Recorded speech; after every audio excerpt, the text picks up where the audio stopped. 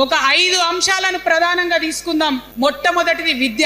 నేను మాట ఇస్తా ఉన్నా, మీ పిల్లలు ప్రైవేట్ పాఠశాలలో చదువుతున్నా, ఎంతవరకు చదువుకున్నా కంప్లీట్గా మీ మీద ఒక్క రూపాయి కూడా భారం పడకుండా చదివించే బాధ్యత మేం తీసుకుంటాం. మన రెండో అంశం పాంచజన్యంలో వైద్యం. ఏ రోగమన్నా రాని, ఎంత పెద్ద హాస్పిటల్ అన్నా కానీ, మన తెలంగాణలో మన జబ్బు ఎక్కడ తగ్గుతుందో అక్కడ మీ జేబులకెళ్ళి ఒక్క రూపాయి ఖర్చు కాకుండా ఉచిత వైద్యం అందించే బాధ్యత మేం తీసుకుంటా ఉన్నాం. మూడవది వ్యవసాయం. మన ప్రభుత్వం రాబోతా ఉంది. ఆ ప్రభుత్వంలో రైతే రాజు అనేటటువంటి నినాదాన్ని నిజం చేస్తాం.